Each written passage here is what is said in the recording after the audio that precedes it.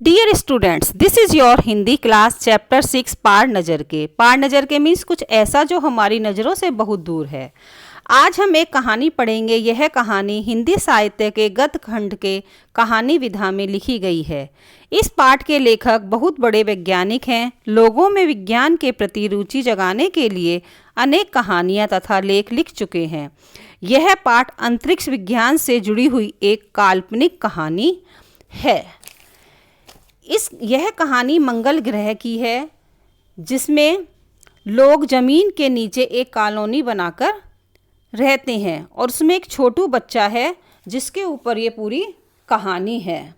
अब छोटू की मम्मी रोज़ कहती थी कि छोटू, मैंने तुम्हें कितनी बार कहा है कि तुम उस तरफ मत जाया करो, एक सुरंगनुमा रास्ता है। और छोटू उधर जाता था तो उसकी मम्मी रोज़ मना करती थी कि तुम उस तरफ मत जाया करो, लेकिन वह कहता था कि पापा वहाँ क्यों रोज़ जाते हैं। तो उन्होंने कहा कि पापा को तो वहाँ पर काम पर जाना होता है। अब उनकी यही बात रोज़ाना हुआ करती थी छोटू की माँ और छोटू के बीच में। अब उस तरफ एक सुरंगनुमा रास्ता था जिससे छोटू के पापा काम पर जाया करते थे और आम आदमी के लिए वहाँ जाने की मनाही थी। आम आदमी को इस रास्ते से जाने की मनाही थी। कुछ चुनिंदा लोग ही थे जो इस सुरंगनुमा रास्ते का इस्तेमाल कर सकते थे और छोटू के पापा इन्हीं में से एक थे। आज छोटू के पापा की छुट्टी थी। वो घर पर आराम कर रहे थे और छोटू ने नज़र बचाकर मीन्स काम को ऐसे करना जो दूसरों को पता ना चले। उसने क्या किया, पापा का सिक्योरिटी पास लिया और सुरंग की तरफ चला गया। वैसे तो उनकी पूरी कॉलोनी ज़मीन के नीचे बसी हुई थी। यह जो सुरंगनुमा रास्ता था उसमें अंदर दिए जल रहे थे और अंदर जाने के लिए बंद दरवाज़ा था। दरवाजे में एक खांचा बना हुआ था। छोटू ने खांचे में काट डाला और दरवाज़ा खुल गया। छोटू ने सुरंग में प्रवेश किया। अंदर वाले खांचे में सिक्योरिटी पास आ गया, उसने उठा लिया। अब कार्ड उठाते ही दरवाज़ा बंद हो गया। अब छोटू ने चारों तरफ नज़र दौड़ाई मीन्स देखा। सुरंगनुमा वह रास्ता ऊपर की तरफ जाता था, यानी ज़मीन के ऊपर का सफ़र कर आने का तो उसको मौका मिल गया। मगर क्या हुआ, मौका मिला ही नहीं, क्योंकि सुरंग में जगह जगह निरीक्षक यंत्रों की जानकारी छोटू को नहीं थी। मगर छोटू के अंदर जाते ही निरीक्षक कक्ष में जो यंत्र लगे हुए थे उनमें एक ऐसी हरकत हुई जैसे कि कुछ संदेह हुआ हो कि इतने छोटे कद का व्यक्ति सुरंग में कैसे आया। अब दूसरे निरीक्षक यंत्र ने तुरंत छोटू की तस्वीर खींच ली और फिर किसी एक नियंत्रण केंद्र में इस तस्वीर की जांच की गई और खतरे की सूचना दी गई।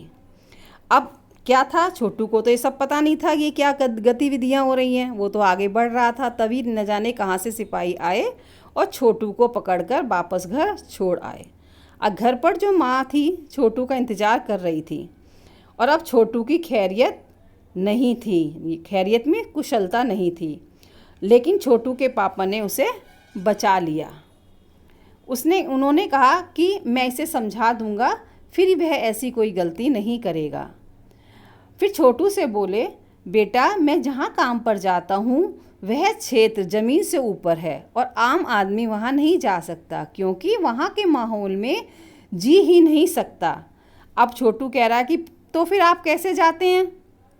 मैं वहाँ एक ख़ास किस्म का स्पेस सूट पहनकर जाता हूँ। इस स्पेस सूट से मुझे ऑक्सीजन मिलता है जिससे मैं सांस ले सकता हूँ। इसी स्पेस सूट की वजह से बाहर की ठंड से मैं अपने आप को बचा सकता हूँ। खास किस्म के जूतों की वजह से ज़मीन के ऊपर मेरा चलना मुमकिन होता है।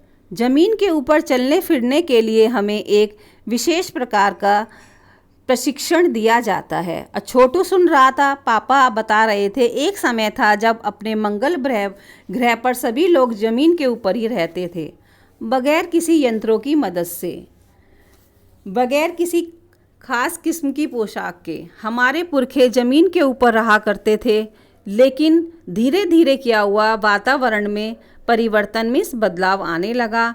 कई तरह के जीव धरती पर रहा करते थे, एक के बाद एक सब मरने लगे। इस बदलाव की जड़ में था सूरज में हुआ परिवर्तन। सूरज से हमें रोशनी मिलती है। इन्हीं तत्वों से जीवों का पोषण होता है। अब सूरज में परिवर्तन होते ही क्या हुआ, यहाँ का प्राकृतिक संतुलन जो था वो बिगड़ गया और बदले हुए रूप का सामना करने में यहाँ के पशु पक्षी, पेड़ पौधे और जो भी अन्य जीव थे वो असमर्थ थे। केवल हमारे पूर्वजों ने इस स्थिति का सामना किया और उन्होंने क्या किया, अपने तकनीकी ज्ञान के आधार पर ज़मीन के नीचे अपना घर बना लिया और ज़मीन के ऊपर लगे विभिन्न यंत्रों के सहारे हम सूर्य शक्ति, सूरज की रोशनी और गर्मी का इस्तेमाल करते आ रहे हैं। उन्हीं यंत्रों के सहारे हम यहाँ ज़मीन के नीचे जी रहे हैं और ये यंत्र सुचारू रूप से चलते रहे, इसके लिए बड़ी सावधानी बरतनी पड़ती है। मुझ जैसे कुछ लोग ही इन यंत्रों का ध्यान रखते हैं। अब छोटू ने कहा कि जब मैं बड़ा हो जाऊंगा तो मैं भी यही काम करूंगा। तो पिताजी ने कहा, बेटा बिल्कुल, मगर उसके लिए तुम्हें खूब पढ़ना होगा। दूसरे दिन छोटू के पापा काम पर चले गए। देखा तो कंट्रोल रूम का जो वातावरण था वो बदला हुआ था और शिफ्ट पर जो काम ख़त्म करके स्टाफ के प्रमुख जा रहे थे तो उन्होंने देखा कि टीवी स्क्रीन की तरफ कुछ बिंदु झलक रहा है। अब वो बताने लगे यह कोई आसमान का तारा नहीं है, क्योंकि कंप्यूटर से पता चल रहा है कि यह अपनी जगह अडिग नहीं है, यानी कि एक स्थान पर स्थित नहीं है। पिछले कुछ घंटों के दौरान इसने अपनी जगह बदली है। कंप्यूटर के अनुसार यह हमारी धरती की तरफ बढ़ता चला आ रहा है। अब यह अंतरिक्ष यान तो नहीं है, लेकिन हमें संदेह है, लेकिन हम इसका बराबर ध्यान रखेंगे। अब छोटू के पापा सोच में डूब गए कि क्या सचमुच अंतरिक्ष यान होगा, कहाँ से आ रहा होगा, सौर मंडल में हमारी पृथ्वी के अलावा और कौन से ग्रह पर जीवों का अस्तित्व होगा, यानी कि सूर्य और उसकी परिक्रमा करने वाले जो ग्रह हैं उसको सौर मंडल कहते हैं। तो हम मंगल ग्रह पर रह रहे हैं, इसके अलावा और कौन सा ग्रह है जिस पर जीव रह सकते हैं और कैसे हो सकता है। अगर ऐसे होगा तो क्या इतनी प्रगति कर चुका होगा कि अंतरिक्ष यान छोड़ सके। वैसे तो हमारे पूर्वजों ने अंतरिक्ष यानों, उपग्रहों का प्रयोग किया था, मगर अब हमारे लिए यह असंभव है। उसके लिए आवश्यक मात्रा में ऊर्जा तो चाहिए। इस नए मेहमान को नज़दीक से देखा जा सकता है। हाँ, यह तो इसी ओर आ रहा है। तब तो यह संभव होगा कि हम सब इसे देख सकते हैं। अब क्या हुआ, अंतरिक्ष यान से एक यांत्रिक हाथ, यानी यंत्रों की सहायता से काम करने वाला हाथ बाहर निकला और उसकी जो लंबाई थी वो हर पल बढ़ती जा रही थी और छोटू के पापा ने देखना जारी रखा। अब वहाँ पर क्या था कि कॉलोनी की जो प्रबंध समिति, यानी कि प्रबंध करने वाली सभा थी, उसको बुलाया गया। अध्यक्ष भाषण दे रहे थे कि जो इस समय हमें जानकारी मिली है उससे पता चलता है कि 2 अंतरिक्ष यान हमारे मंगल ग्रह की तरफ बढ़ते चले आ रहे हैं। इनमें से एक अंतरिक्ष यान हमारे चारों ओर चक्कर काट रहा है। कंप्यूटर के अनुसार ये अंतरिक्ष यान नज़दीक के ही किसी ग्रह से छोड़े गए हैं। ऐसी हालत में हमें क्या करना है, हमें कोई योजना बनानी है। जो उसमें नंबर 1 का था उसका यह ख्याल था। कॉलोनी की सुरक्षा की पूरी जिम्मेदारी नंबर 1 पर थी। उन्होंने कुछ कागज़ समेटते हुए बोलना शुरू किया, इन दोनों अंतरिक्ष यानों को जलाकर हम ख़त्म कर सकते हैं, इतनी क्षमता हम में है, मगर इससे हमें कोई जानकारी तो प्राप्त नहीं हो सकेगी और अंतरिक्ष यान जो है वो बेकार हो जाएगा। हालांकि अगर ये अंतरिक्ष यान खुद व खुद ज़मीन पर उतरते हैं तो उन्हें बेकार कर देने की क्षमता हमें अवश्य है। मेरी जानकारी के अनुसार इस अंतरिक्ष यानों में सिर्फ यंत्र हैं, किसी तरह के जीव इसमें नहीं हैं। अब नंबर 1 की बात सही लगी। नंबर 2 जो थे वो एक वैज्ञानिक थे। वे बोले हालांकि यंत्रों को बेकार कर देने में भी खतरा है, क्योंकि इनके बेकार होते ही दूसरे ग्रह के लोग हमारे बारे में जान जाएंगे। हमें सिर्फ इसको देखना है। जहाँ तक हो सके हमें अपने अस्तित्व को छिपाए रखना है, क्योंकि हो सकता है जिन लोगों ने ये अंतरिक्ष यान भेजे हैं वे कल को इनसे भी बड़े यान भेजें। हमें यहाँ का प्रबंध कुछ इस तरह से रखना चाहिए जिससे इन यंत्रों को यह गलतफहमी हो कि इस ज़मीन पर कोई भी चीज़ इतनी महत्वपूर्ण नहीं है जिससे वे लाभ उठा सकें। अब उनकी ये बात के जवाब में अध्यक्ष कुछ बोलने ही जा रहे थे कि फ़ोन की घंटी बजी। अध्यक्ष ने चौंगा उठाया। 1 मिनट बाद सभा को संबोधित करते हुए नंबर 3 वाले जो थे वो बोले, भाइयों, अंतरिक्ष यान का जो नाम था वो क्रमांक था। ये एक हमारी ज़मीन पर उतर चुका है। अब छोटू के लिए तो बड़ा महत्वपूर्ण दिन हो गया वो, कि पापा उसे कहाँ कंट्रोल रूम में ले गए। वहाँ से अंतरिक्ष यान क्रमांक एक साफ नज़र आ रहा था। कैसा अजीब लग रहा है यहाँ, इसके अंदर क्या होगा पापा, छोटू ने पूछा। उसके पापा ने कहा कि अभी तो कुछ नहीं बताया जा सकता, क्योंकि अभी इसके बारे में जानकारी प्राप्त की जा रही है।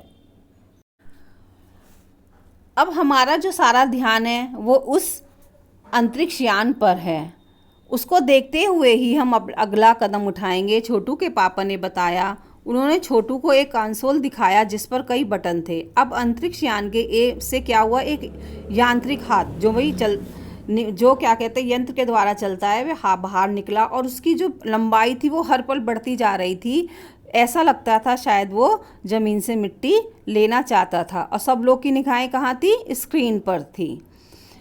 और छोटू का ध्यान कहाँ था, कंसोल पैनल पर।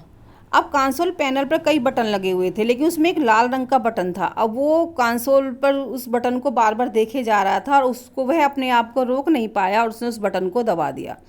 अब क्या हुआ, बटन को दबाते ही जो हाथ बढ़ता चला जा रहा था वो एकदम रुक गया। अब घंटी बजी जैसे उसने कंसोल पैनल के उस लाल बटन को दबाया तो पिताजी ने छोटू को अपनी तरफ खींचा, उसको एक थप्पड़ लगाया और जो लाल बटन था उसको उसी स्थिति में लाकर रख दिया। अब क्या हुआ कि जो उस हाथ की जो यांत्रिक हाथ था उसकी हरकत रुक गई। तभी क्या हुआ, नासा जो अमेरिकी संस्था है उसके द्वारा एक भाषण दिया आया जिसने सबको अपनी तरफ आकर्षित कर लिया कि मंगल की धरती पर उतरा हुआ अंतरिक्ष यान वाइकिंग, उस अंतरिक्ष यान का जो नाम था वाइकिंग था, वो अपना निर्धारित जो उसको काम दिया गया था, निर्धारित में जो उसको काम दिया गया था वह अपना काम कर रहा था, लेकिन किसी अज्ञात मतलब किसी बिना जाने हुए कारण के कारण वह यांत्रिक हाथ बेकार हो गया। नासा के जो तकनीशियन हैं वो इस बारे में जांच कर रहे हैं और उस यांत्रिक हाथ को ठीक करने का प्रयास कर रहे हैं। फिर कुछ दिनों बाद पृथ्वी के सभी प्रमुख अखबारों ने छापा कि नासा के तकनीशियनों को रिमोट कंट्रोल के सहारे वाइकिंग को दुरुस्त करने में सफलता मिली है। अब वह जो यांत्रिक हाथ है वो मंगल की मिट्टी के विभिन्न नमूने इकट्ठे करने का काम शुरू कर रहा है। पृथ्वी के वैज्ञानिक मंगल की इस मिट्टी का अध्ययन करने के लिए बड़े उत्सुक थे। उन्हें उम्मीद थी कि इस मिट्टी के अध्ययन से इस बात का पता लगाया जा सकेगा कि क्या मंगल ग्रह पर भी पृथ्वी की तरह ही जीवन है। यह प्रश्न आज भी एक रहस्य बना हुआ है।